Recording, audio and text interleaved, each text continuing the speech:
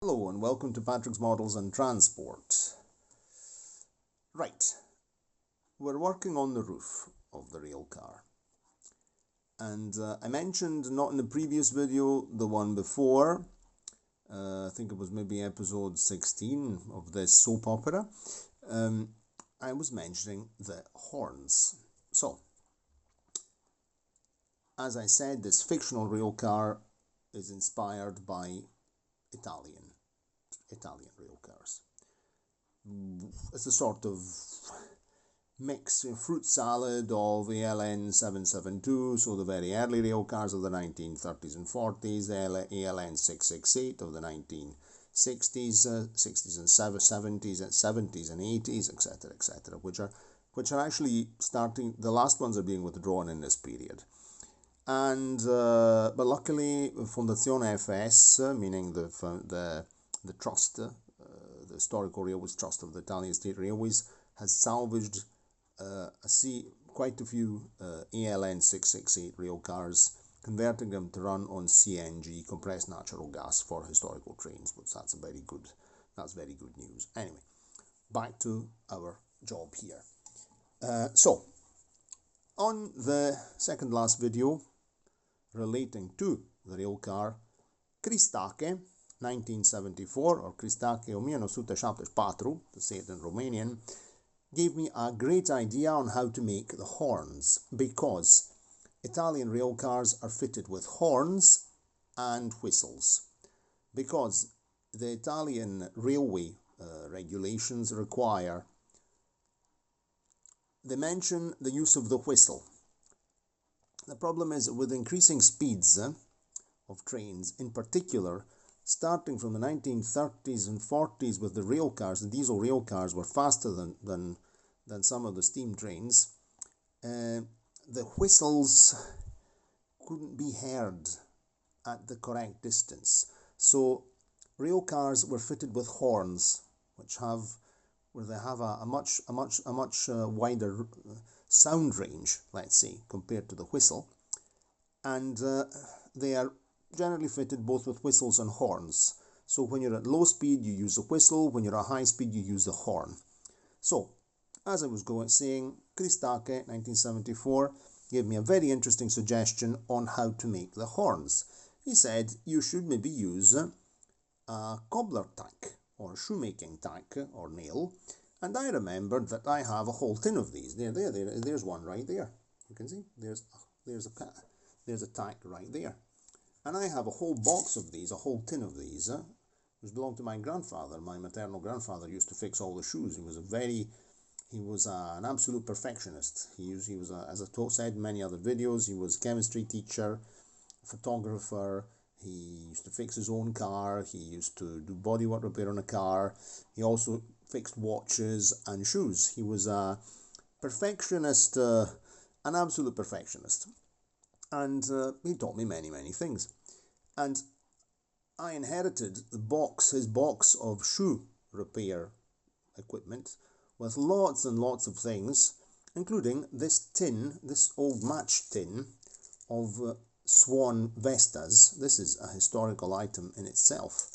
This is a very old smoker's match box, made of tin, and it's actually, we should have a good look at this, because it's even got some writing etched under here, and a date, I think, in 1943. I'll have to look at that with a magnifying glass. Anyway, this is full of tacks. Looks much. I'm holding the phone with one hand, so I have an enormous quantity of tacks. So what will I be doing? I'll fit the tack on the roof like that, not in this position. Now I'll explain. Of course, these are magnetic. They're made of metal, of iron, so they're magnetized. This is steel pair of tweezers, which are actually magnetic, so they're not stainless steel. And I'm going to fit this on here. I fitted a very small support, because not to have it, glued directly onto the roof. So I used a section of styrene in 0.75 by 1 millimeter styrene there and there. And once I get the roof painted, when the roof's finished, I'll glue the horn on top of it. Of course, I won't leave the horn with the pointed tip visible. I'll add a small section of heat shrink insulation to it to make the sort of connection, so where the air is pumped inside, and that'll sort of cover the, and I'll paint these. I could either paint them black, or I could even just leave them shiny. I could even leave them metal color. I'll see what to do once I install a lot. And then there was the other problem. So that's the horns. So thank you, Kristake, 1974, for this suggestion. Finally, I know what to do with all these tacks. and then of course I have the whistles. The whistles, I made the whistles out of copper wire. This is modeling copper wire. Hold on, I'm trying to get it in to view. Don't remember the thickness. I've got the roll in there, but I cut out 2 small sections, lengths, and I coated them with some heat shrink insulation, which I actually shrunk in position using cigarette lighter. And these will be fitted in this hole like so. Like that. Let's see. Of course, this is all wobbly and it's not sitting straight. Let's see if I can sort of get it to stay straight. Let's say like that. Like that, let's say. And I'll glue these on at the end, and I'll paint them kind of brass color, so silver. That way they'll have a proper kind of metallic finish to them. Of course, on my railway, this railway in 1/87 scale that somebody has been so foolish to appoint me as director of standards. The standards of the stock is always kept in perfect condition, including cleaning and polishing, and even up there in places that you only see it from a footbridge or from the top or from a flyover. We don't have a flyover on the layout yet, but I've been thinking about making one, but that's another story. Anyway, so that's the solution for the horn. Tack, cobbler tack, piece of and a small section of copper wire with heat shrink insulator for the whistle.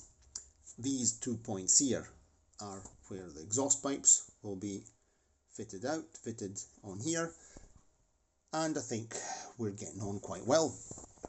So I tried various experiments on how to make the support for the horns. I was considering a piece of wood, a small section of wood, but then I went for the pre-cut styrene profile.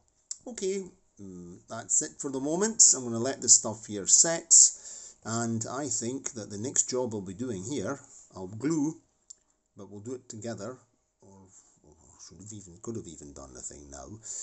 I'll have to glue the exhaust pipes in position, because I want to have them in position before painting, because I'm going to keep them silver. They'll be silver like the roof. I think it might be a good idea maybe to paint them that way. That way the glue can actually absorb well into the wood and do a very good fit, because we don't want things falling off. And I'll also fit the, where is it? I have to fit the hatch as well. That bit of rectangular bit of stuff in there, a hatch. And I also have, I might even show you these, seeing I've got the phone filming.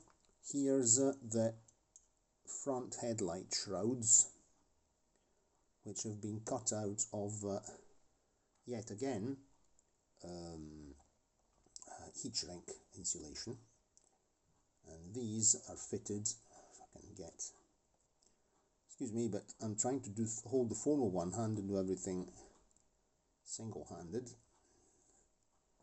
and that will actually be glued on like that. Of course, it'll be glued on, it's not going to just sit there and stay on by there. It'll sort of stay like that. I don't know if you can see what I'm doing. I'm trying to give you a general idea. Now that will be put on with a blob of glue and glaze PVA glue, and I think it might be done. I might do that before, definitely before painting. That way it's on, and anyway this stuff has to be painted silver like the rest of the roof. So that will be going on like that. Let's say like that, more or less. I've cut them in such a way there, like that. See, that'll how it'll be. Okay, righto. Very well. So if you enjoyed the video, give it a like, subscribe to the channel, and click the notification bell, the usual stuff. And I'm also waiting for your comments and feedback, and so on and so forth. And thanks for watching. Cheerio, and see you next time. I'm going out to enjoy the sun now, and my lumbago is definitely improving. I'm feeling much better. Life has much improved. I'm still not 100%, but definitely better than what I was. Okay, cheerio, and see you next time.